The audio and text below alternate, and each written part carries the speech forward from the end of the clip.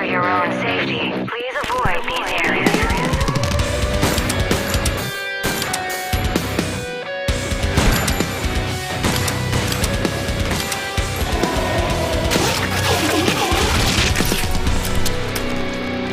Salut tout le monde, salut Médoc, Thierry. Bienvenue dans Classe Edu+, avec un contenu plutôt massif, d'autant plus que les jeux là qu'on a traités sont essentiellement quand même des jeux fucking open world, ce qui nécessite quand même beaucoup de temps de jeu. Bah ouais. Donc nous, c'est absolument génial parce que les open world, moi perso, je kiffe pas mal, je crois que c'est un peu ton cas aussi. Ouais, bien sûr.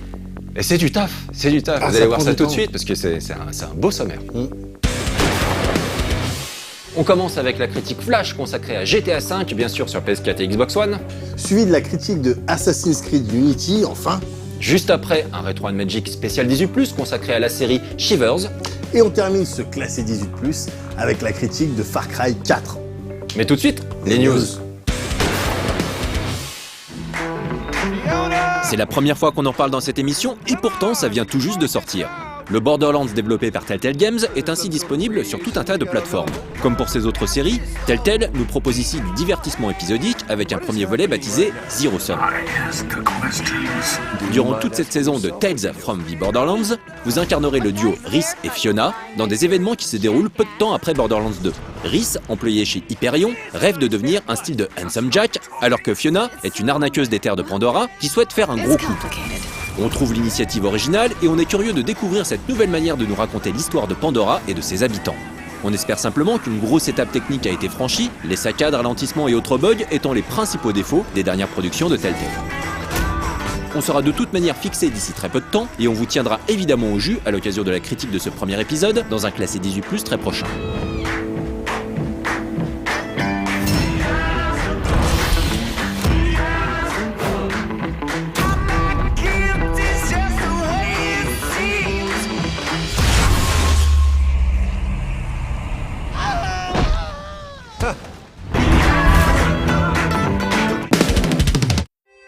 Telltale Games poursuit son petit bonhomme de chemin en adaptant à sa formule Neo Point and Click la série HBO Game of Thrones. La série donc, et non les bouquins, puisque le jeu épisodique en reprend ses acteurs, modélisés en 3D pour l'occasion. Le jeu débutera donc à la fin de la saison 3 de la série HBO, pour se terminer avec son 6e épisode au début de la saison 5. Si le joueur pourra bien entendu visiter le mur, Port-Réal et d'autres lieux emblématiques de Westeros, il ne jouera pas l'un des personnages principaux de la série, pour au contraire intégrer le clan Forrester, situé au nord du continent. Des liens seront néanmoins développés entre le jeu et la série, si l'on en croit Telltale, sachant que l'on pourra incarner 5 personnages différents, appartenant tous au clan Forrester, chaque décision ayant bien entendu des conséquences sur le court et le long terme. Call of et les zombies, c'est une longue histoire qui se poursuit aujourd'hui dans le contexte futuriste du dernier volet de la saga, Advanced Warfare. Inclus dans le tout premier pack téléchargeable du jeu, nommé Havoc, le premier chapitre d'Exo-Zombies permettra d'affronter des zombies équipés des mêmes exosquelettes que le joueur, en coop bien sûr, et en mode survie. Les images de ce trailer rappellent quelque peu celles du film World War Z, avec des masses grouillantes de zombies s'amassant contre des murs, mais visiblement, ils n'ont plus besoin de se faire la courte échelle pour aller toper un hélico dans les airs. Exo-Zombies sera d'abord disponible sur le Xbox Live, et un peu plus tard sur le PSN et PC. Le Season Pass de Call of Duty Advanced Warfare, lui, comprendra en tout 4 packs téléchargeables et donc potentiellement 4 chapitres du mode Exo-Zombies. Jesus. You seeing this? Une petite news rapide pour préciser qu'Escape Dead Island est disponible depuis quelques jours sur PS3, 3.6 et PC. En voici d'ailleurs le trailer de lancement, le jeu de survie à la troisième personne ayant été accueilli très négativement par la presse et de nombreux joueurs, du fait de ses évidentes lacunes techniques, aisément décelables dans cette vidéo, et son gameplay vieillot. Méfiance donc, surtout pour les versions console. Contrairement au Dead Island de la série principale, développée par Techland, ce spin-off a été confié au studio suédois Fat Shark, qui nous avait offert un sympathique Bionic Commando Rearmed 2. Avec Escape Dead Island, qui fait le lien entre Dead Island 1 et 2, scénaristiquement parlant, Fat Shark a privilégié une esthétique cel shading, sans doute censé camoufler la misère visuelle du jeu, indigne des PS3 et 3.6, et on ne parle même pas de la version PC. Après un Dead Island Riptide, très décevant, sorti en 2013, la série semble bien mal barrée, on espère donc que Jaeger Entertainment, à qui l'on doit l'excellent Spec Ops The Line, saura relever le niveau avec le prochain Dead Island 2, prévu pour l'année prochaine sur PS4, Xbox One et PC.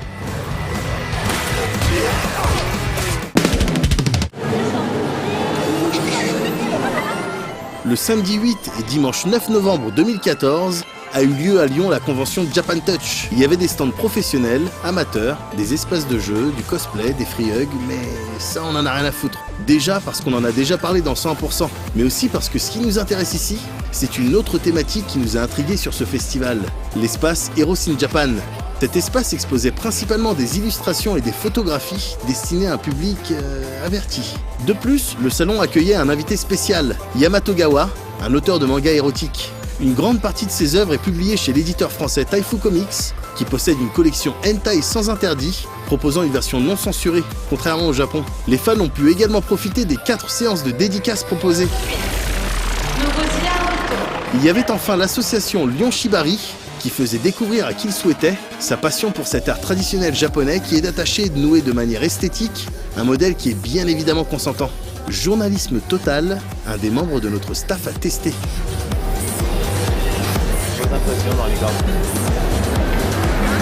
C'est classe. Bien sûr que c'est la classe. Et t'inquiète, personne t'a reconnu. Super boulot, Laurence. Bon, là, on va faire une sorte de petit point pour expliquer 2-3 choses sur notre fonctionnement.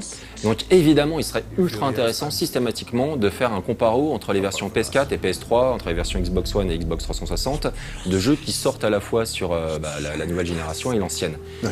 La problématique, c'est qu'évidemment, on est une nouvelle fois une toute petite équipe avec un budget extrêmement réduit, donc il est très délicat pour nous de tester le jeu sur 2 plateformes, d'autant plus que les éditeurs ne nous envoient pas systématiquement les jeux sur la version old-gen. Donc souvent, le discours c'est « Ah, on n'a pas de version PS3, on n'a que des versions PS4. Ah, on n'a pas de version 360, on n'a que des versions Xbox One. » Évidemment, on comprend leur intérêt, donc l'idée c'est de montrer les plus belles images. Ouais. Nous, évidemment, on veut montrer également les plus belles images, mais on a bien informé tout le monde sur la qualité ou non de tel ou tel jeu.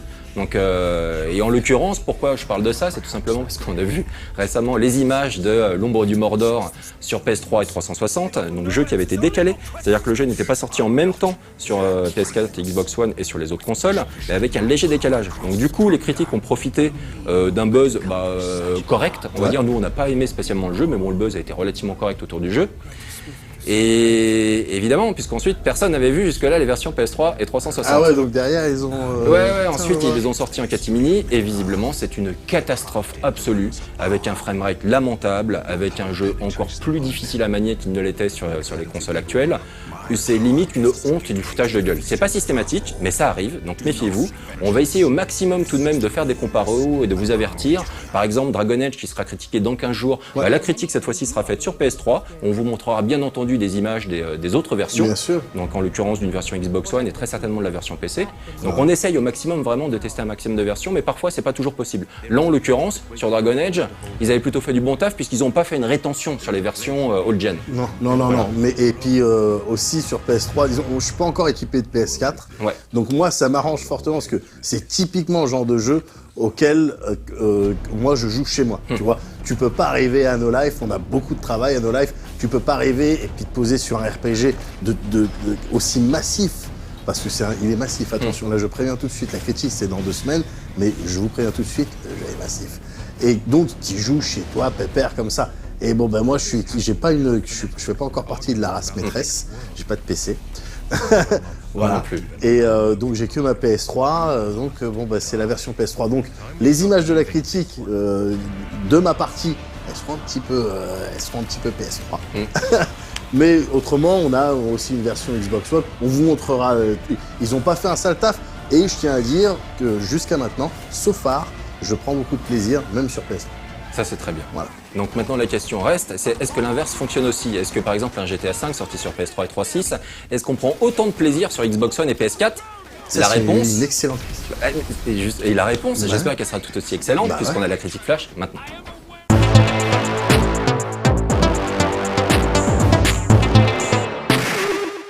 Open the door! They'll get worse than hurt! Hey! Come on! GTA V est initialement sorti en septembre 2013, du moins sa première moitié, si l'on peut présenter les choses ainsi, la seconde, constituée par GTA Online, étant sortie quelques semaines plus tard, tout début octobre 2013.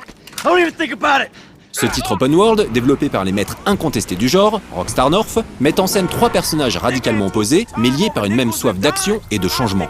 Michael, un braqueur à la retraite, qui végète dans sa villa avec des enfants qui le détestent et une femme qui le méprise. Franklin, un jeune paumé qui vivote à l'aide de petites combines, aux côtés de losers patentés qu'il déteste. Et Trevor. Trevor, un redneck frappadingue qui ne connaît aucune limite dans son usage de la violence. Ces 3 personnages peuvent être incarnés à tour de rôle, comme bon lui semble par le joueur, les 3 histoires contées s'entremêlant de façon dynamique pour lui permettre d'adopter le point de vue qui lui correspond le mieux. GTA V est un chef-d'œuvre, un aboutissement en termes de monde open world et bac à sable. Los Santos et ses environs regorgent littéralement d'activités diverses. Golf, yoga, course de voiture, tennis, braquage, boursicotage. On vous invite à revoir la longue critique consacrée à GTA V à sa sortie pour en savoir plus. Avec le recul, l'histoire du jeu peut laisser sur sa faim, mais la qualité des personnages et des dialogues compense aisément cette légère déception. On notera sur PS4 et Xbox One l'upgrade graphique dont a profité le jeu, qui tourne en 1080p et 30 images par seconde sur les 2 consoles.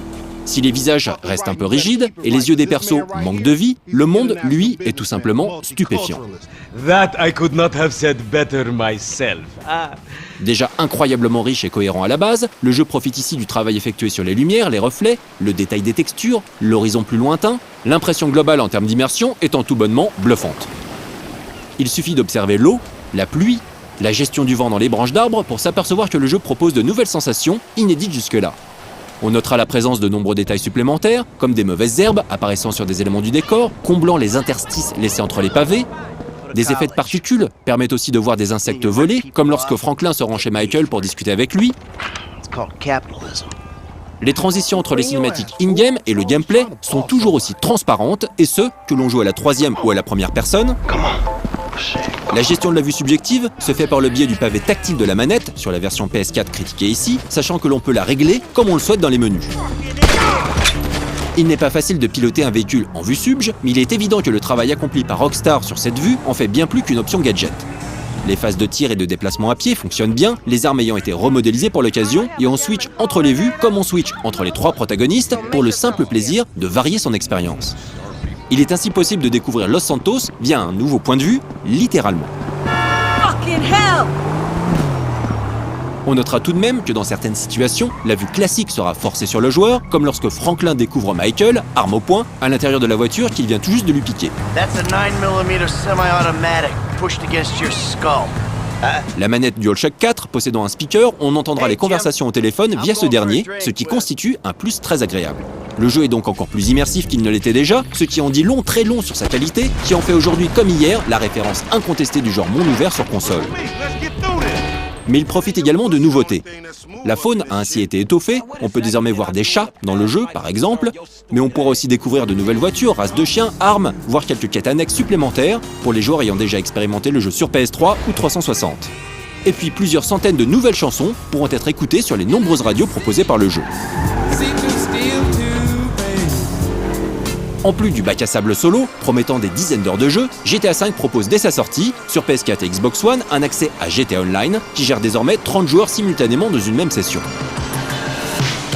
Sachant que si l'on ne peut pas récupérer sa partie solo réalisée sur la précédente génération de consoles, les profils en ligne, eux, peuvent être transférés sur la plateforme de son choix. En revanche, pour le moment, les temps de chargement et de recherche d'autres joueurs se sont avérés extrêmement longs pour la partie online du jeu. GTA V était une merveille sur PS3 et 360, et il est encore aujourd'hui sur PS4 et Xbox One, avec un bonus d'immersion supplémentaire grâce aux différents upgrades liés à la réalisation technique du jeu. Est-ce que cela justifie un nouvel achat et un nouveau playthrough ? Tout dépend des jeux auxquels vous jouez aujourd'hui ou que vous comptez acquérir d'ici la fin de l'année. Mais GTA V étant par essence un jeu où tout est permis, truffé de possibilités, il est évident qu'il se prête très bien à une nouvelle partie, qui plus est dans ces conditions, offrant un confort visuel digne des consoles sorties fin 2013. Go! Go!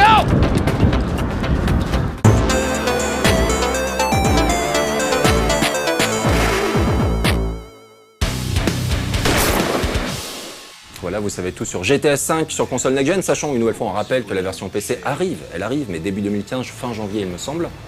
Et donc voilà, maintenant une nouvelle question, on a cette fois-ci un jeu qui sort uniquement sur PS4 et Xbox One et PC, donc il s'agit de Unity, sachant qu'un autre jeu, Rogue, lui sort uniquement sur PS3 et 3.6, je crois pas qu'il y ait de version PC, il me semble pas. Je sais même pas. Et donc, on vous en parlera de tout. On vous en parlera, là on n'a pas eu le temps de faire les deux, pour le coup on a reçu Rogue, on a eu peur à un moment donné parce qu'on l'a reçu tardivement, on se disait pourquoi, il faut une rétention justement, la problématique qu'on avait abordée sur un plateau précédent. Et non, on l'a bien reçu, donc on fera la critique juste un peu plus tard, puisque Médoc étant le spécialiste de la série, bah il peut pas non plus faire 2 open world. Non, non, c'est complexe. Déjà que là, je tire la langue. Ceux qui me suivent un petit peu savent que j'ai été malade, par exemple, récemment. Les autres, bon, ils en ont rien à foutre, ils ont bien raison, parce que c'est pas leurs affaires. Mais du coup, j'ai pris un peu de retard. Ouais. Du coup, malheureusement, après la critique de Assassin's Creed Unity, que vous n'allez pas tarder à voir, je serai pas très loquace parce que, à l'heure actuelle, au moment où ton on parle... avis est pas encore définitif. Ben, mon avis est pas encore définitif, j'ai pas encore expérimenté la partie multi. Coop online, ouais. Ouais, coop online du jeu. J'ai bien avancé dans l'histoire, tout ça. Je vois le délire. Je connais un petit peu la Révolution, parce que j'avais des bonnes notes. Non, je plaisante. En plus, faut surtout pas croire que tu vas avoir des bonnes notes en histoire en jouant aux Assassin's Creed. Il y a eu toute une problématique. Surtout, il y a eu la polémique et tout, Mélenchon et compagnie. Non, attention. Non, mais d'ailleurs, c'était pas idiot ce qu'il racontait. Non, c'est pas idiot. Mais il faut faire attention. Non, tu vas pas avoir des bonnes notes en connaissant bien les Assassin's Creed. Même en regardant les codex. Hein. Enfin, je veux dire, va à l'école. Pour parler brièvement de Mélenchon, c'est vrai que moi, ma première réaction, et je pense que c'est la réaction de vraiment beaucoup de gens, parmi vous également, c'était mais qu'est-ce qu'on en a à foutre de l'avis d'un homme politique sur un jeu vidéo, d'autant plus que le jeu n'était pas encore sorti, donc son avis était basé sur quoi? A priori sur des trailers. Et donc en plus tu te dis genre ok, est-ce que c'est vraiment un sujet qui lui tient à cœur, ou alors est-ce que c'est ces stagiaires qui ont balancé le sujet et s'est dit ok, on va buzzer sur un gros titre là qui sort, important dans l'industrie de l'entertainment. Et en fait, non, quand tu regardes sa première réaction, ok, il m'a fait réagir comme ça, et quand tu regardes son blog, où il explique un petit peu, et qui tout de suite, il a désamorcé un truc en disant je sais ce que c'est un jeu vidéo, j'aime le jeu vidéo, je pense que le jeu vidéo est un art. Et t'es là genre, ah ok. Déjà avec ce statement, bon, bah il y a des gens qui se sont dit, bon, bah... Il maîtrise un petit peu son sujet, et donc du coup, bah, le débat, une nouvelle fois, que ce soit un bouquin, un jeu vidéo, n'importe quoi, il a toujours lieu d'être, donc why not? Et même au-delà de ça, Thierry, critiquer un trailer, bah, vas-y, pourquoi pas? C'est pas suffisant, c'est pas suffisant. Surtout qu'en fait, il parlait pas du trailer, il parlait du jeu. Il parlait du jeu, c'est maladroit, mais ensuite, dans son blog, justement, il en profitait pour revenir, pour dire, je parle de, voilà, le trailer, c'est le trailer du jeu. Donc, certes, trailer, il me semble, c'est Rob Zombie et... ouais, c'était particulier. Et Tony Moore, c'est ça? Ouais. C'est ça qui... donc, t'avais les personnages dans le trailer, les Français, en fait, c'était des véritables zombies. T'avais l'impression que... Donc, il y avait effectivement une forme d'hostilité, un truc et tout. Alors, Mélenchon, il était pas content, parce que c'est pas comme ça la révolution. Il y avait pas de zombies. Voilà. Et puis surtout que le bonhomme, il perd pas une occasion de rappeler un petit peu son idéologie. Bien sûr, évidemment, si il y a la politique. Jeux vidéo, il n'y a pas de problème. Mais son point, il y avait des choses intéressantes. Ça tenait la route. La démarche tenait la route. Ouais, ensuite, le discours, vous jugerez. Parce que, et pour clôturer ce truc-là, faut pas oublier qu'on a déjà eu des politiques qui se sont exprimés sur le jeu vidéo, c'était pas joli. Ah non, parfois c'était des vraies catastrophes. Allez, je sais pas si tu te souviens, à l'époque, ça devait être en 2004-2005 peut-être, Rule of Rose, un survival qui était sorti en France, t'avais eu des politiques, il me semble que c'était des députés UMP ou quelque chose comme ça, qui étaient venus et qui avaient crié au viol ou à la pédophilie dans le jeu, enfin, du n'importe quoi. T'avais envie de leur cracher à la gueule tellement c'était énervant. Ils prenaient limite des posts sur les forums pour ensuite critiquer, ils n'avaient jamais vu le jeu. Ça avait rien. Des gens venaient les voir, tu sais, on a entendu qu'il y avait quelque chose. Ah bon, bah c'est un scandale. C'est du jeu vidéo, on s'en fout. Bêtement, la bêtise, ça énerve. Ce type de réaction, ça énerve. Celle qu'a eu Mélenchon avec le blog derrière qu'il faut lire, hein, le post du blog qu'il faut lire, moi je trouve ça sain. Tu vois, ça discute. T'es d'accord, t'es pas d'accord, mais ça discute, c'est ça. Voilà. Du coup, tout ça pour dire que là, on va regarder Assassin's Creed Unity.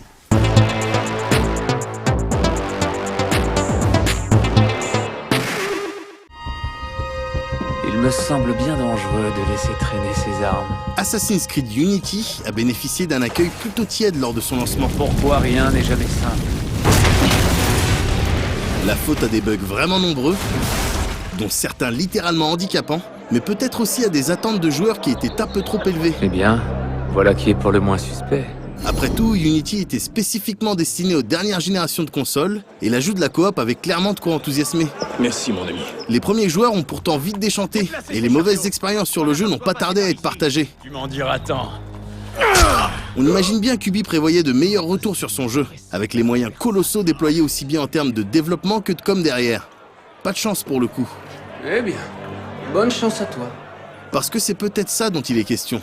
Une histoire de chatte, de mauvais timing, de mauvais contexte. Ou peut-être que c'est la formule qui s'essouffle tout simplement. Que ces histoires d'assassins versus templiers fatiguent, et que le passage sur les dernières consoles n'y change rien.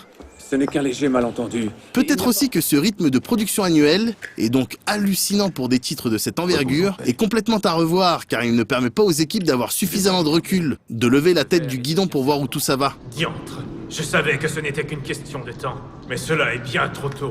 Ou sinon, peut-être qu'il fallait simplement attendre un style de patch qui réglerait une bonne partie de ce qui a pu plomber Unity les premiers jours. Ce sera très long. Moins long que tu ne crois. Alors je suis pas vraiment sûr d'avoir de la réponse à vous filer au cours de la critique. Je sais simplement que balancer pas mal d'hypothèses en intro, ça fait toujours stylé. N'y voyez aucun manque de respect, mentor. Seulement de l'inquiétude.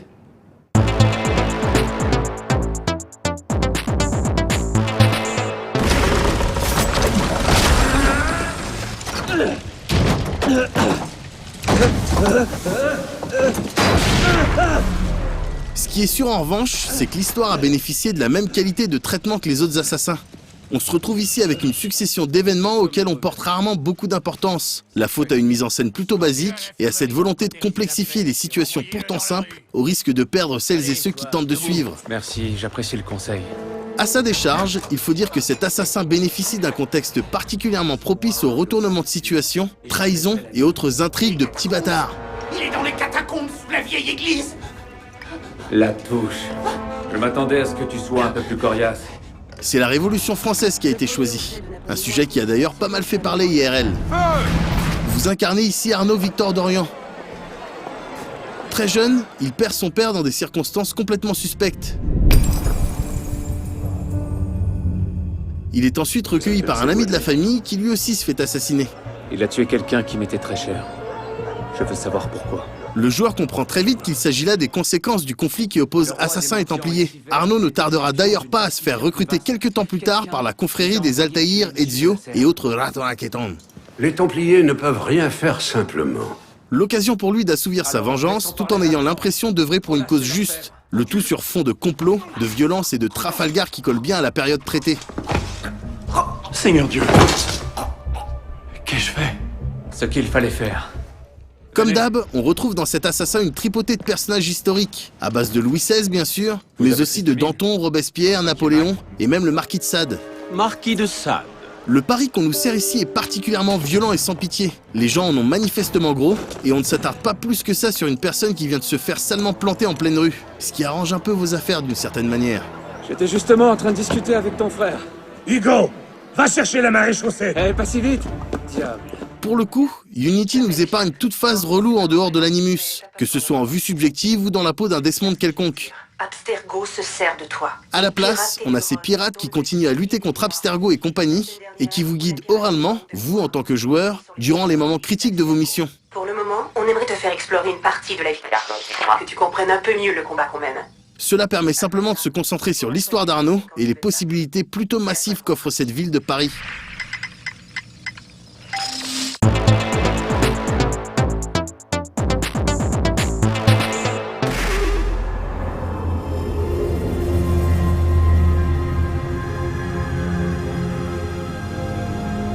La cam qui nous est servie ici reprend les bases de ce qui s'est fait dans les précédents épisodes. On enchaîne donc les missions d'assassinat, avec peut-être un peu plus de finesse dans l'approche. Pour ces assassinats principaux, Unity propose en effet plusieurs manières de parvenir à ses fins, plusieurs routes, plusieurs tactiques. C'est ainsi au joueur de choisir s'il donnera dans la subtilité, ou plutôt dans l'attaque de front, au risque de se faire sévèrement sécher. Les ennemis sont effectivement un peu plus vénères ici, et ils n'hésitent pas à vous shooter ou planter par derrière dès qu'ils en ont l'occasion. Le système de combat n'a d'ailleurs pas trop changé. On est toujours face à un système d'attaque, de parade et de contre-attaque plutôt simple, avec des adversaires qui vous préviennent lorsqu'ils s'apprêtent à vous porter un coup. Les combats ne sont clairement pas les séquences qui procurent le plus de plaisir, mais c'est vrai que certaines mises à mort sont assez esthétiques. Unity se pointe avec de la nouveauté qui semble limite naturelle, puisqu'il s'agit du stealth, de la discrétion. On peut désormais se planquer derrière des parois et se déplacer en scred, ce qui n'est pas mal pour un assassin, mais qui pose problème d'un point de vue maniement. En effet, quand il est question de cover system, il est toujours délicat de gérer le moment et la manière de se décoller des parois, de se déplacer en longeant une surface. Et il arrive bien souvent qu'on se fasse cramer précisément parce qu'on tentait de passer inaperçu. Un des ajouts qu'on est heureux d'accueillir en revanche, c'est ce système de course libre en haut ou en bas. C'était un des points frustrants des précédents épisodes, et les développeurs en étaient clairement conscients. On peut donc désormais descendre d'une maison, d'un immeuble ou d'un monument, de manière vraiment simple et rapide, et on prend du plaisir à envisager les possibilités d'itinéraire lors de poursuites ou de fuites dans la rue par exemple. Vite fait au passage, en parlant de fuite, cet assassin a abandonné tout type d'indice de recherche symbolisé par une quelconque jauge, et ça aussi on le prend agréablement. Pour revenir sur la course libre, c'est effectivement un ajout qui impacte directement le kiff dans le déplacement. Mais Unity ne nous épargne pas non plus ces moments super lourds où le personnage se met à grimper là où on ne voulait pas. Ou bien mes 3 quarts d'heure pour passer par cette petite fenêtre parce qu'il n'avait pas compris que c'est ce qu'on voulait faire. On prendra du plaisir en revanche à faire évoluer son personnage en lui débloquant de nouvelles compétences, ainsi que des armes et des pièces d'armure qui augmenteront son efficacité au combat et sa survie. Concrètement, au fil des missions, vous débloquez des items que vous pouvez ensuite acheter avec l'argent du jeu, puis upgrader avec vos points de credo. Ce qui est agréable, c'est que tout ce que vous faites, et en regardant la carte et cette quantité hallucinante d'icônes, vous constatez qu'il y a beaucoup, mais genre beaucoup à faire, eh bien tout ce que vous faites vous rapporte de quoi mieux vous préparer, que ce soit des thunes ou des points de compétences. Je ne dois pas le perdre! Certaines missions sont basiques et se contentent de donner dans la filature ou l'assassinat. Alors que d'autres sont un peu plus originales, comme ces excursions dans des failles par exemple, qui peuvent carrément vous amener à une toute autre époque. Bien joué. L'aspect multi du jeu enfin, ce sur quoi les équipes ont beaucoup communiqué en fait, va du très bien au décevant. Les assassins veulent que vous protégiez Bonaparte et que vous mettiez en échec les royalistes. Comme pour beaucoup de jeux, cela dépend pas mal de ceux qui vous accompagnent. D'une manière générale, il est préférable de donner dans la coop avec des potes qu'on connaît et avec qui on peut communiquer. Mais on peut également se faire plaisir avec des inconnus. Durant l'expérience multi, il est possible d'assister à des scènes super esthétiques, où l'assassinat d'un groupe d'ennemis s'exécute de manière trop smooth, avec ces assassins qui pleuvent du ciel et qui fondent sur leurs victimes, le tout ne durant que quelques secondes.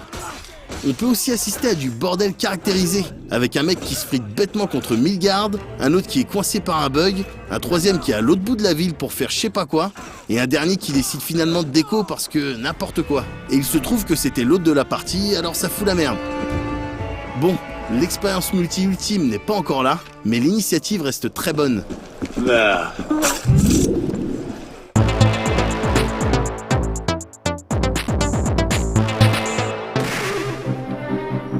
En termes de travail, ce qui a été effectué sur Unity est littéralement colossal. La ville de Paris, la foule, le contenu qu'on a limite du mal à concevoir tellement il est massif. On ne peut clairement pas accuser les équipes d'Ubi d'avoir glandé. Les défauts que l'on pourrait citer ici sonneraient presque comme ce qu'on a pu entendre sur les précédents titres de la série.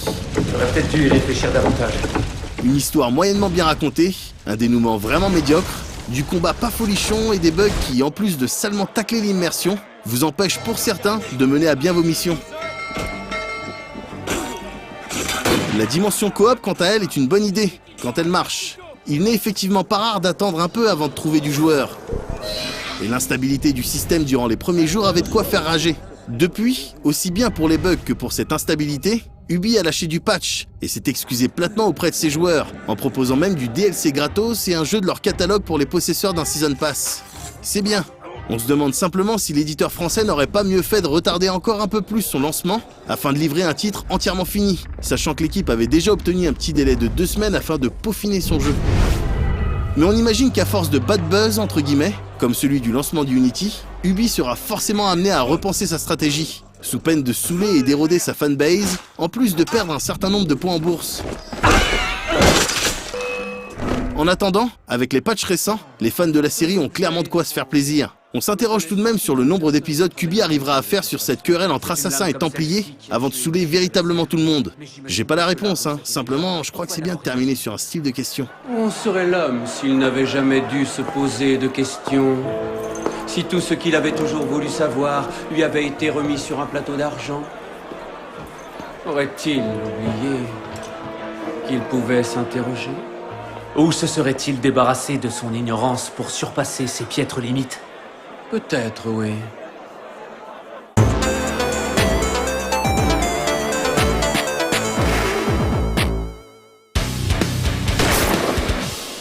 Ok, on vient de voir la critique de Assassin's Creed Unity, donc on aura dans 15 jours celle consacrée à Rogue. Ouais. Et maintenant on va attaquer avec autre chose, avec une petite pause, on va faire une pause Rétro and Magic, puisque Julien Pirou nous a fait le plaisir de nous préparer un petit numéro spécial consacré à la série Shivers de Sierra, une série de jeux d'aventure évidemment horrifiques.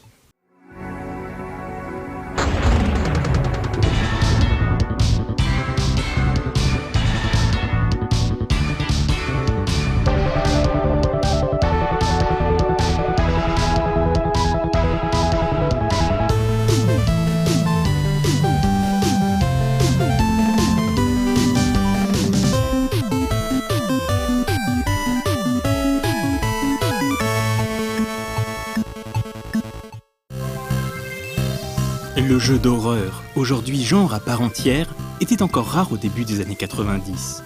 Des titres comme Project Firestart, Alone in the Dark ou The Seventh Guest en ont posé les jalons. Tous trois ont d'ailleurs été chroniqués dans Retro & Magic. En 1995, c'est au tour de Sierra, éditeur jusque-là plus connu pour ses productions grand public ou humoristiques, de s'y essayer. Cette année-là, Sierra publie pas moins de 2 jeux à thématique horrifique, Phantasmagoria et Shivers, ce qui en anglais signifie frisson. C'est justement à Shivers que nous allons nous intéresser ce soir.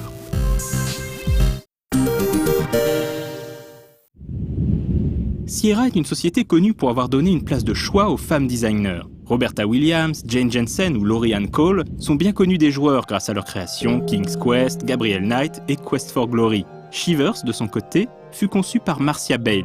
Issue du monde de l'animation, Marcia se reconvertit dans l'infographie suite à une tendinite. Elle intègre en 1993 un petit studio nommé Bright Star Technologies en tant que directrice artistique. Bright Star est par la suite racheté par Sierra, qui donnera à Marcia l'opportunité de réaliser son propre jeu.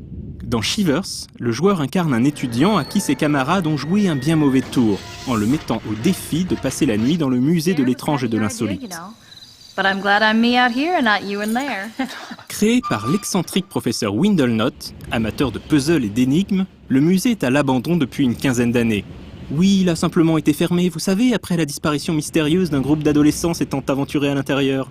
Sans compter que le professeur n'a lui non plus jamais été retrouvé et on raconte au coin du feu qu'il serait devenu fou et aurait assassiné les ados en question. Bref, un endroit où on se réjouit de passer la nuit. Explorant cet étrange musée à l'architecture digne d'Ivo Chandor, le joueur ne tarde pas à découvrir le corps sans vie du professeur Windlenot ainsi que son fantôme. Il s'avère que parmi les objets conservés au musée se trouvait une collection de vases mésoaméricains. Ces poteries anciennes étaient en réalité la prison d'esprits malfaisants, les Ixupis. Les Ixupis ont drainé l'énergie vitale du professeur et hantent désormais le musée. Le professeur était vieux et faible, une proie facile. Le joueur au contraire est encore jeune et au mieux de sa forme. Peut-être pourra-t-il résister aux Ixupis assez longtemps pour les enfermer à nouveau dans leur vaste prison. Encore faut-il d'abord retrouver les fameuses urnes dispersées dans la vaste bâtisse aux allures de labyrinthe. S'il a souvent été comparé à The Seventh Guest, Shivers s'apparente en réalité surtout à Myst. Conçu à l'aide du moteur SCI, pour Sierra Creative Interpreter, le jeu se contrôle entièrement à la souris. On s'y déplace d'écran en écran à la première personne, à la recherche d'objets interactifs, d'indices ou de puzzles à résoudre. Il faudra toutefois se montrer prudent, car les Ixupis se cachent parfois dans les décors, et leur apparition aura pour effet de réduire le flux vital du joueur, symbolisé par une barre verte en bas de l'écran. Outre les énigmes qui deviennent rapidement très complexes, le joueur devra faire face à une autre difficulté. Il ne peut transporter qu'une poterie à la fois, ce qui l'obligera à bien noter les salles où sont cachées ces dernières, afin d'y retourner plus tard. Le jeu est en partie aléatoire, et les poteries n'apparaissent jamais tout à fait au même endroit. Il est donc vivement recommandé de prendre des notes tout au long de l'aventure. Heureusement, une fonction flashback permet d'accéder à tout moment aux livres trouvés dans le musée qui contiennent des indices cruciaux. En dehors des apparitions des Ixupis qui pourront causer quelques sursauts chez les joueurs nerveux, on ne peut pas dire que Shivers fasse vraiment peur. Mais son ambiance étrange, sa direction artistique surréaliste et sa bande-son oppressante composée par Guy Whitmore installent un sentiment de malaise et d'insécurité tout au long de l'exploration du musée.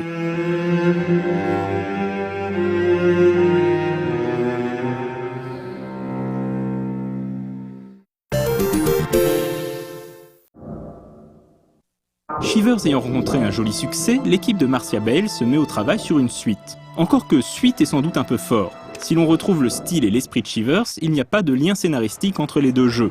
Dans les pays anglo-saxons, le jeu est connu sous le nom Shivers 2, Harvest of Souls. Tandis qu'en France, il est sorti sous le nom Cyclone, la cité des âmes perdues. On incarne cette fois-ci un des membres de Trip Cyclone, un groupe de rock. Le groupe est venu donner un concert dans une petite ville justement appelée Cyclone, un trou perdu situé dans la région des canyons. Pour une raison ou une autre, le joueur arrive après le reste de la bande, mais découvre une bourgade aux allures de ville fantôme, déserte à l'exception du gérant patibulaire du motel. Ah oui, il y a une réservation.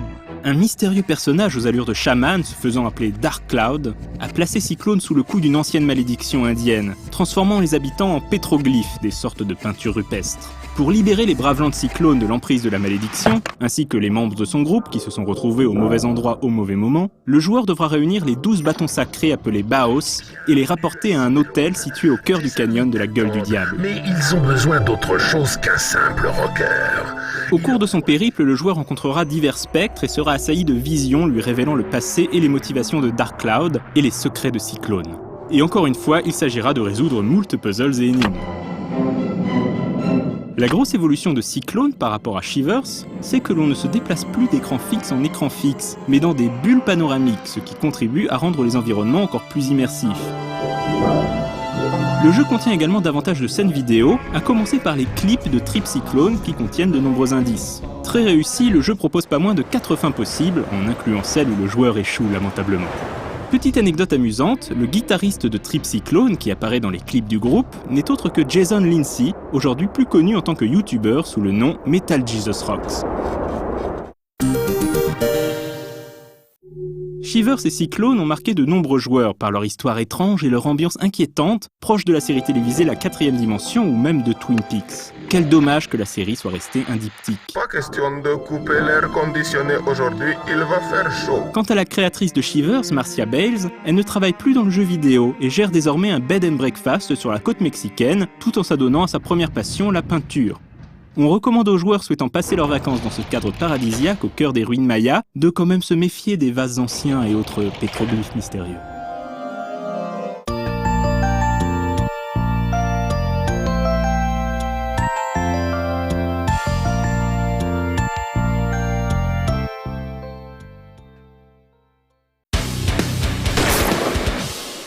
Après être retourné un petit peu dans le passé, on revient dans le présent avec Far Cry 4, là qui est sorti tout récemment. Donc on a fait la critique sur une version PS4, donc c'est Moguri qui s'est occupé de la critique. Moi j'ai également beaucoup joué, donc je pourrais en parler un petit peu. Moi j'avais bien kiffé le 3, la question c'était est-ce que le 4 va être aussi kiffant, est-ce qu'il va savoir apporter de nouvelles choses, ça faisait un petit peu peur. On avait l'impression quand même que ça serait un 3.5, ce qui était déjà pas mal, mais peut-être pas suffisant. La critique maintenant, puis on va voir.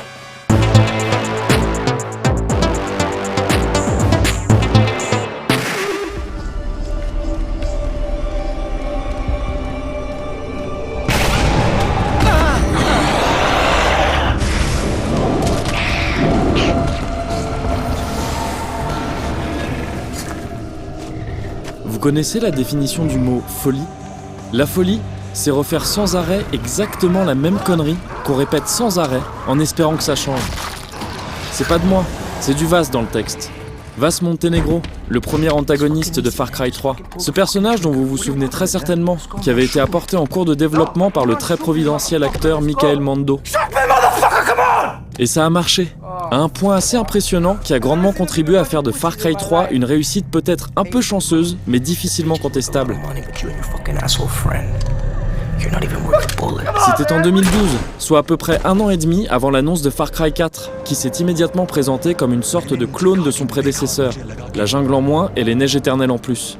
Et si la folie, c'est effectivement de refaire sans arrêt la même chose en espérant que ça change, alors on est peut-être en plein dedans. La question est maintenant de savoir s'il faut y rester ou la quitter.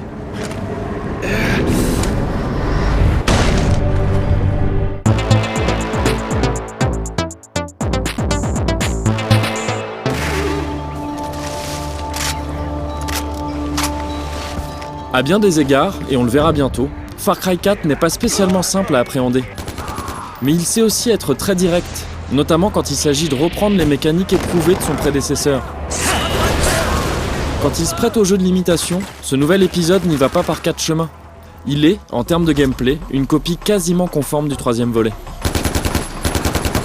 Capture d'avant-poste, exploration sauvage en monde ouvert, escalade de tours radio, chasse et confection de rangements à armes et munitions, compétences passives et actives à débloquer dans 2 arbres de talent, missions principales et annexes données par les habitants permanents ou temporaires de la région, wingsuit, bateaux, voitures et quad, tout est là.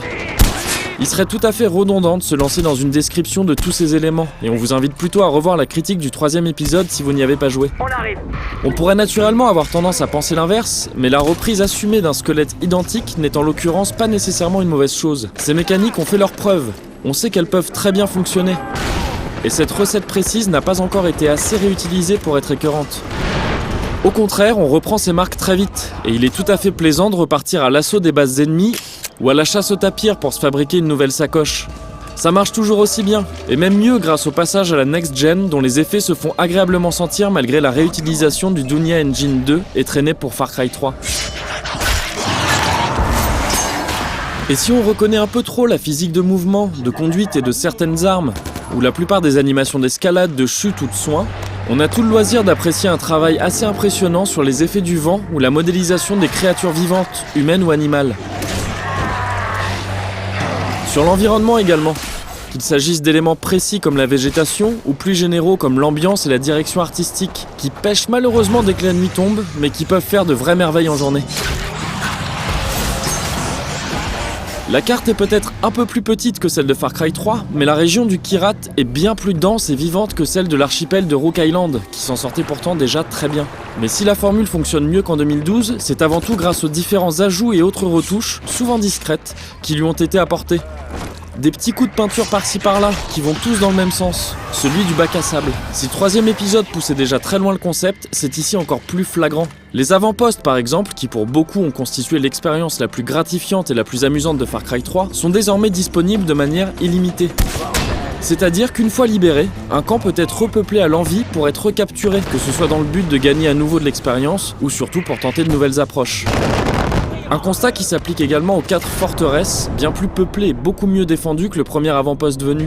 Ces dernières sont d'ailleurs avant tout prévues pour le nouveau mode coop en ligne à 2, qui reste le meilleur représentant de ce côté défouloir complètement assumé et réfléchi. Il permet à un contact de rejoindre une partie à tout moment, pour bloquer temporairement toutes les missions principales et s'amuser librement, ensemble ou chacun de son côté, dans le même monde. Et ce, même si ce contact ne possède pas de version du jeu, à condition toutefois que ce soit sur support Sony et sous les contraintes d'un nombre d'accès et d'un temps de jeu limité. Ce mode multi en coopération, bien plus judicieux que celui du troisième épisode qui trouve ici une sorte d'équivalent dans le mode arène livré avec son éditeur de niveau, est le symbole de toute la philosophie du jeu, c'est-à-dire on se détend et on s'amuse. De manière plus générale, les activités sont plus nombreuses et un peu plus variées. Que ce soit l'arène, qui propose d'affronter des vagues d'ennemis en démarrant littéralement à poil, la possibilité d'appeler des PNJ à la rescousse pour se sortir des situations les plus dangereuses, les visites de Shangri-La, ou les appâts qui permettent d'utiliser la faune locale, avec tous les dangers que ça peut impliquer. Une faune au comportement beaucoup plus travaillé qu'auparavant, et dont se démarquent bien évidemment les nouveaux éléphants, que l'on peut chevaucher en débloquant une capacité spéciale. À côté de tout ça, on note également l'arrivée de nouveaux véhicules, avec en tête le gyrocoptère, ainsi que du système de karma qui propose d'amasser des points en participant à de nombreux événements aléatoires. Parmi eux, on compte en vrac et entre autres des convois à détourner, des otages à libérer, des gradés à assassiner ou encore des camps à défendre. Tout ça n'influe jamais sur le scénario principal et se contente très judicieusement d'apporter de l'inattendu et du contenu à un jeu qui n'en devient que plus vivant et plus vertigineux. Je note l'endroit où doit être Laura sur ta carte. Et si l'ajout du grappin apparaît au milieu de tout ça comme assez gadget et presque dispensable, si l'on ne nous fait ressentir qu'à de très rares reprises que l'on évolue en altitude, ou si l'escalade des tours radio aurait peut-être aussi mérité un petit coup de neuf, ça ne ternit finalement que très peu un tableau général très propre. Il faut vraiment saluer les efforts et la jugeote manifeste qui ont donné vie à ce nouvel environnement entièrement tourné vers le fun et la découverte. Parce qu'ils sont impressionnants bien sûr, parce qu'ils créent un monde très convaincant dans lequel il fait bon jouer, mais aussi parce que malheureusement, tout n'est pas à l'avenant.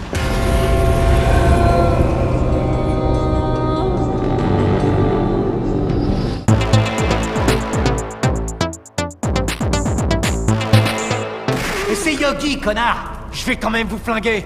Hé! Écoute! Je t'en veux pas d'avoir envie de te souder, Reggie! Ouais! On est coincés dans ce putain de pays! Comme toi! Ok, ils ont pris nos passeports et ils nous obligent à baiser des mecs! Comme toi! Far Cry 4 brille donc particulièrement quand il se présente comme le réceptacle de nos envies et de nos expérimentations, comme un bac à sable en fait. Seulement voilà, il y a cette grosse quête principale, qui constitue évidemment une part importante de l'expérience solo. Et où est passée la carte ? Parce qu'elle s'étale facilement sur une grosse quinzaine d'heures en y allant tranquillement déjà, et surtout parce qu'elle débloque petit à petit l'accès à l'ensemble du jeu. Il faudra donc nécessairement y passer, et ce même si d'aventure on a pour simple ambition de s'éclater en montagne. Parallèlement, les différentes missions qui forment le scénario du jeu, ainsi que les principales annexes, en gros toutes les missions qui sont représentées par une lettre sur la carte, devraient idéalement être un prétexte à une présentation ordonnée et intelligente du gameplay. Il est raisonnable d'attendre d'elles qu'elles nous surprennent, à la fois parce qu'elles nous racontent et par la manière qu'elles ont de justifier ou de faire intervenir le gameplay. En l'occurrence, elles nous invitent dans la région fictive du Kyrat, située quelque part dans l'Himalaya, et nous racontent l'histoire d'Adje Gale.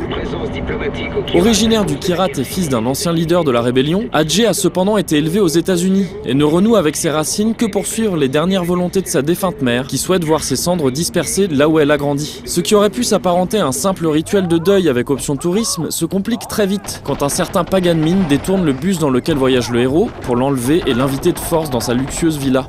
Ou sa forteresse, puisque Pagan est en réalité le dictateur qui fait office de souverain à la région. Il semble avoir connu les parents d'Adjé et dispose manifestement d'un certain charisme doublé d'un grand raffinement, mais son côté psychotique pousse rapidement le héros à prendre les voiles, pour être immédiatement récupéré par le Sentier d'Or. Cette organisation rebelle est dirigée par un duo composé d'Amita et Sabal, dont les idées diamétralement opposées ne suffisent pas à diluer le but commun qui consiste à renverser Pagan Min.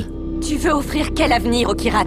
Certainement pas ça, hors de question. Ou alors tu es à mettre dans le même sac que Pagan. Dès lors, les choses vont très vite. Adjé rejoint la résistance, un peu comme Jason Brody de Far Cry 3, à la différence près qu'il se contente de l'assister au lieu d'en devenir le leader. S'installe alors un scénario en 2 parties, similaire à celle du 3e épisode, mais en ordre inverse. Je sais que ça ne devrait pas se passer comme ça. C'est-à-dire que si on réglait le cas Vass et la vengeance personnelle de Jason avant de se mêler réellement des affaires locales dans Far Cry 3, on fait ici l'inverse, en aidant d'abord la résistance avant de s'occuper des cendres de la mère d'Adjé ainsi que de Pagan Min. Va à la vieille fabrique de thé. Et finalement, ça revient à peu près au même. Car Far Cry 4, comme tous ses prédécesseurs à l'exception du hors-série Blood Dragon, est l'occasion de voir la transformation du personnage principal en monstre. C'est une thématique récurrente de la saga, qui suggérait carrément que le principal antagoniste du 2e épisode était le héros du premier.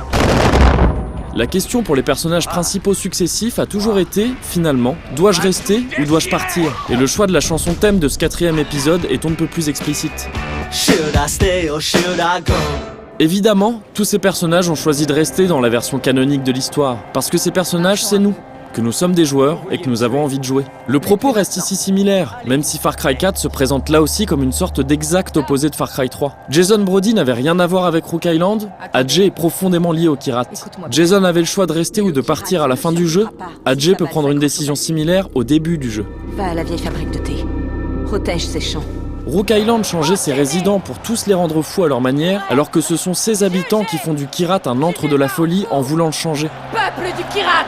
Vass avait été créé par Rook Island, le Kyrat tel qu'il nous est présenté dans le jeu a été façonné par Pagan Min. Far Cry 3 et 4 sont les 2 faces opposées d'une même pièce, et à plusieurs égards, ce nouvel épisode peut même être perçu comme plus intéressant et pertinent que son prédécesseur. Pas toujours, notamment quand il espère nous impliquer avec des choix effectués en première partie de jeu, alors qu'on comprend très vite où il veut en venir en nous proposant la peste et le choléra en les personnes d'Amita et Sabal. Quand il soigne particulièrement les présentations de ses personnages pour ensuite les laisser vivoter, et dissoudre son scénario en milieu d'aventure comme dans le 3e épisode aussi. Mais le fait est que son histoire, c'est-à-dire ce qu'il nous raconte, que ce soit en jeu, en scène scénarisée ou dans ses différents documents à récupérer, est très intéressante et potentiellement touchante. Qu'est-ce que tu voulais que je fasse? Que je le laisse là-bas? Tout ce qu'il peut nous dire sur la guerre civile ou l'ingérence également. Et pourtant, il y a un énorme problème avec le scénario de Far Cry 4. Avec son scénario de jeu vidéo.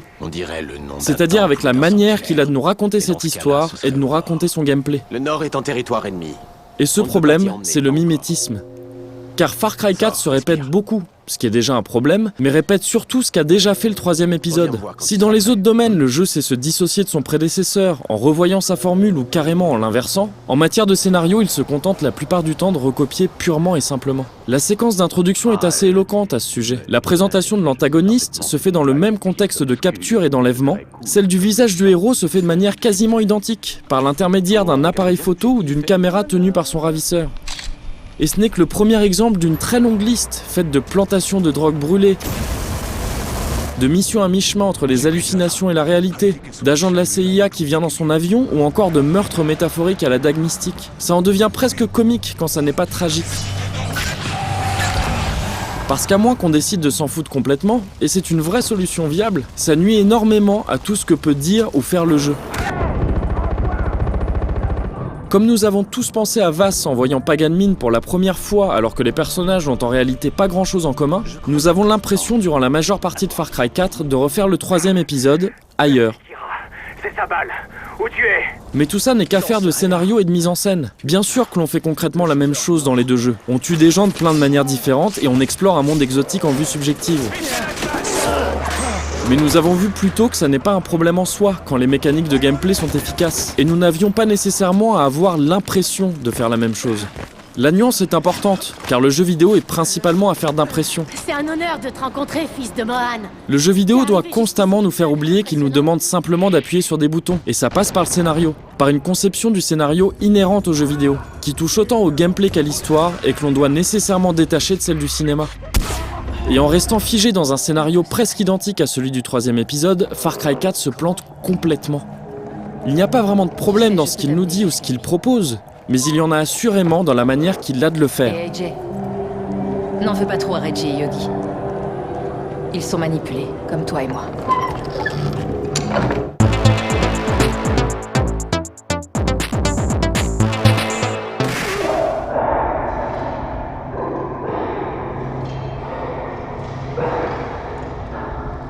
Comme il est important de saluer et de bien mesurer le travail fourni sur le monde, les ajouts de gameplay ou l'histoire de Far Cry 4, il est capital de bien saisir l'ampleur du problème que peut constituer son scénario. C'est un vrai problème qui aurait pu s'avérer catastrophique et rédhibitoire si le reste ne fonctionnait pas aussi bien. C'est un problème qu'Ubisoft se doit absolument de régler si d'aventure la série devait adopter un rythme de sortie plus soutenu, comme ça semble être le cas. Et c'est un problème qui dépasse largement le cadre du jeu lui-même. En s'enfermant déjà dans des schémas narratifs et scénaristiques qui ont plu une fois, Far Cry 4 en dit certainement bien davantage sur Ubisoft et sa politique que sur lui-même ou son équipe de développement. Oh, c'est minable, non, crie à l'aide. Il se trouve que cette fois-ci, ça marche encore très bien, parce qu'il y a manifestement eu beaucoup de boulot abattu, souvent judicieusement, et parce que ce n'est encore que la première fois. En fait, et pour résumer, à la question « dois-je jouer à Far Cry 4 ?», il n'y a pas vraiment de raison de répondre non. Et ce même si vous avez déjà fait le 3. Mais à l'heure où l'éditeur use jusqu'à la corde depuis 7 ans déjà les mêmes schémas appliqués au Assassin's Creed, il serait peut-être temps qu'il se demande lui aussi, et en pensant à ses recettes sans cesse recyclées, doivent-elles rester ou doivent-elles partir ? Reste là, je reviens tout de suite. Yuma, il faut qu'on parle.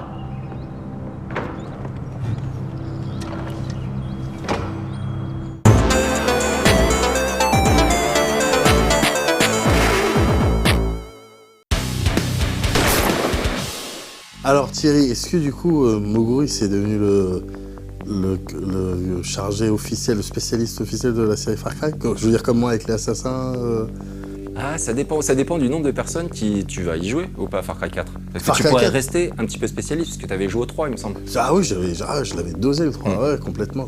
D'accord, mais parce que... Non, pour le coup, Assassin, t'es vraiment un des seuls à y jouer. Donc ouais, t'es devenu spécialiste de fait. Je sais pas. Et ensuite, derrière, les Far Cry, ça touchait un peu plus de monde. La série est vachement plus évoluée, je trouve, également. Donc elle est passée par... Le premier Far Cry n'était pas du tout développé par Ubisoft. C'était vraiment un type à la cool avec sa chemise hawaïenne. Le 2, ils ont essayé de faire un truc beaucoup plus sérieux et t'avais plein de choses qui étaient agaçantes. Sur la gestion de l'IA, sur tes guns qui s'enrayaient sans arrêt, sur ta map qui s'ouvrait genre un peu n'importe comment, sur des fast travel qui n'étaient pas toujours super bien gérés, mais tu avais quand même un embryon d'open world dynamique avec des systèmes en place qui étaient intéressants. Ensuite, tu as le 3 qui est sorti, et le 3, ça a été un petit peu la claque vaste. C'est à partir du 3, mais super perso. Voilà, où ils ont trouvé, il y a un mélange de chance quand même, il y a du travail, il y a eu de la réflexion, un petit peu de chat, et ils ont trouvé quelque chose. Ça arrive quelque part sur les beaux projets, quoi. T'as un beau perso qui est bien écrit avec un acteur qui assure, bah ouais, évidemment, à un moment donné, le spotlight il se met sur lui. Et ensuite, l'écosystème du jeu, avec les animaux qui pouvaient s'attaquer entre eux, etc.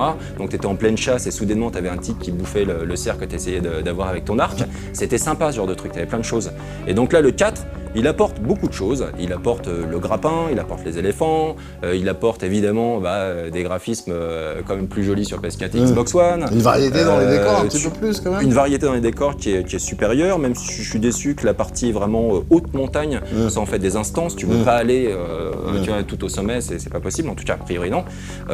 J'ai pas tout à fait fini le jeu, mais j'ai quand même fait 70% de finition. Donc ça veut dire que je l'ai méchamment dosé. En gros, je passe beaucoup de temps dans l'open world et beaucoup moins sur la campagne. Et pourquoi ?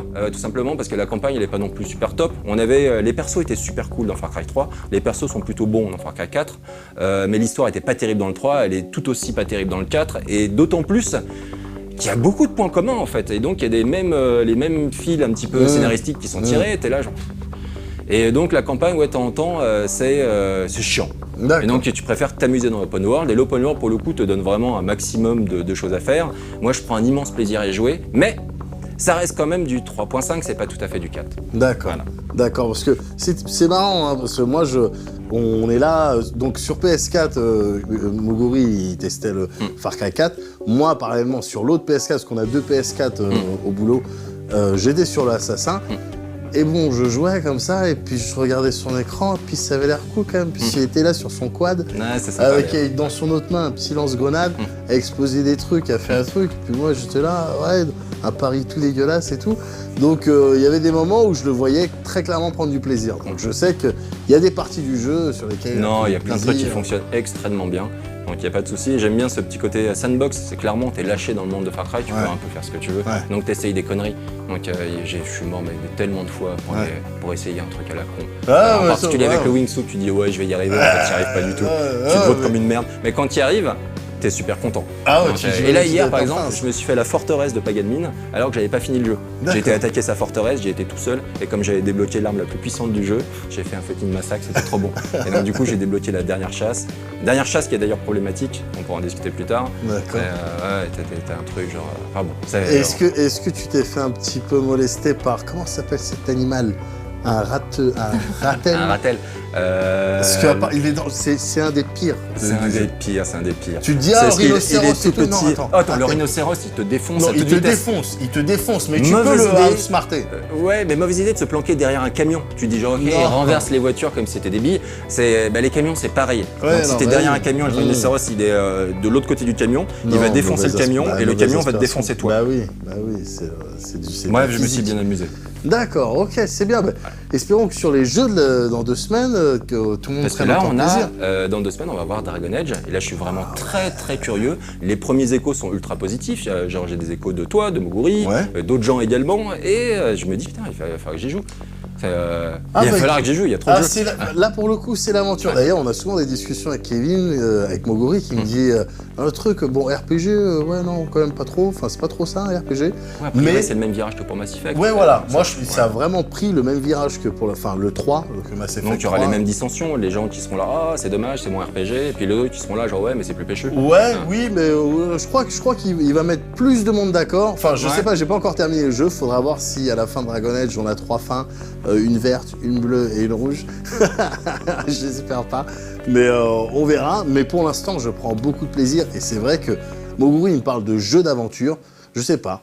En tout cas, le sentiment de participer à une aventure, ouais, il est clairement là. Pour l'instant, il est clairement là. J'ai 15 heures de jeu, hein, mais pour l'instant, il est clairement là. Eh, ça faisait plaisir quand même, ça faisait un petit peu longtemps. Donc, vous saurez tout ça dans 2 semaines, plus Assassin Rogue, et plus d'autres trucs, Thierry, normalement. Je sais pas encore, mais regarde déjà ces 2-là. Mais ensuite, les grosses sorties commencent à passer, donc je vais faire un gros check. Mais pour l'instant, c'est ces 2-là. Plus des news qui tuent. Ça, évidemment, et en plus, dans 15 jours, on aura plein de news, parce qu'il y a des gros événements liés aux jeux vidéo, les Video Games Awards, etc., qui arrivent. Et donc, ça va balancer du trailer dans tous les sens, et évidemment du trailer 18+, j'espère qu'on aura de nouvelles images pour The Witcher 3. Voilà. Rendez-vous dans 15 jours. Salut tout le monde. Ciao.